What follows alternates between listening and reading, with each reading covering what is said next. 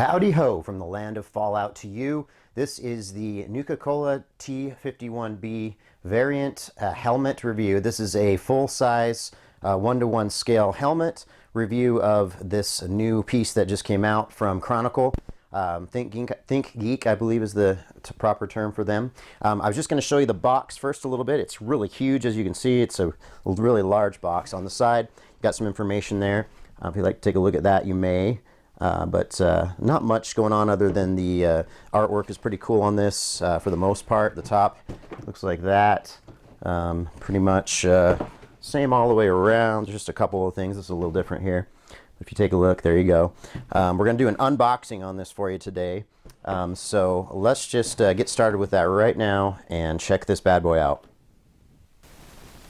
Next, I thought I'd show you what you will see when you first open the box. So let's dive right in here. This is a instruction manual, looks like, Fallout T51 helmet instruction manual.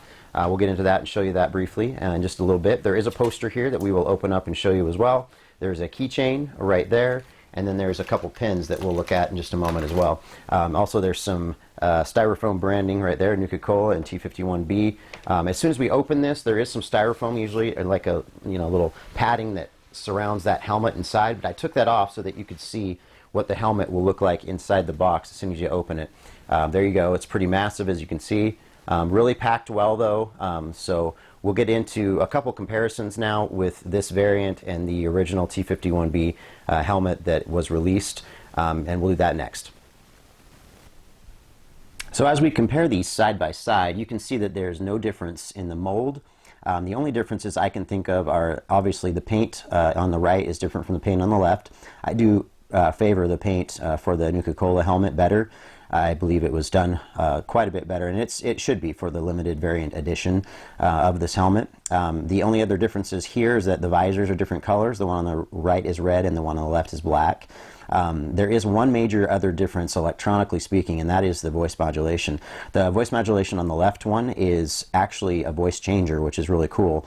The one on the right, of course, the Nuka-Cola helmet, is not a voice changer. It just makes a sound only, which we'll get into and show you in the video here. But I thought they should have left the voice modulator on the Nuka-Cola helmet.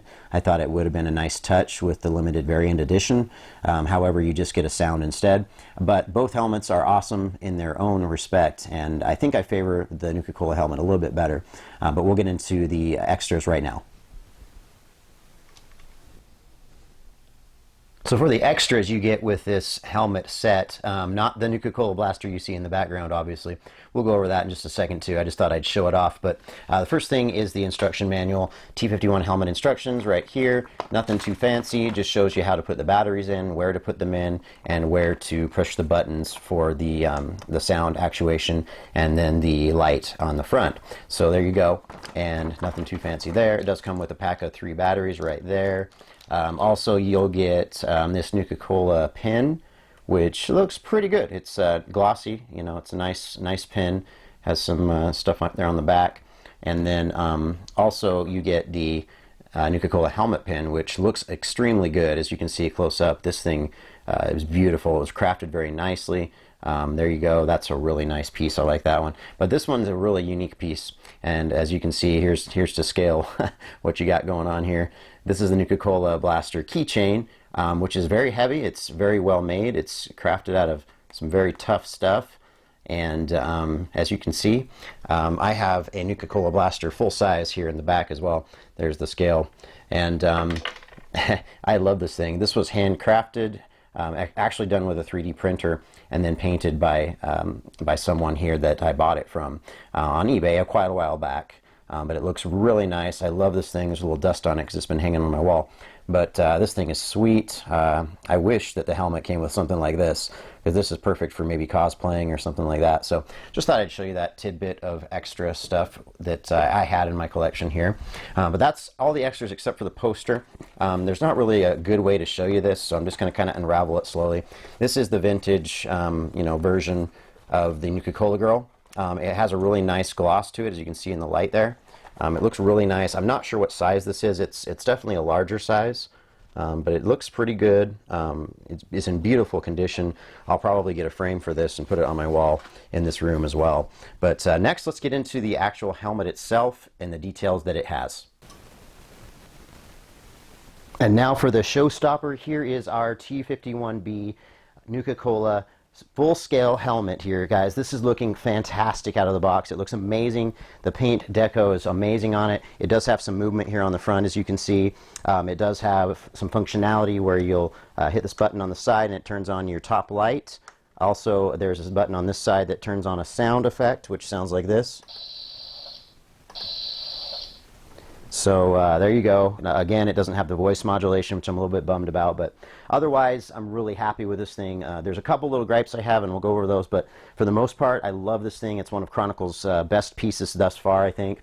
Let me give you a once-over of the whole helmet a little bit. As you can see, it has some really nice weathering on it, around those tubes area especially. That's where your button will be on the side here. It's going to be this little guy right here that will activate your sound effects. And then the other side, which looks the same, will activate the light on this one. So as you can see all the way around, it looks really nice, really good paint app on this thing.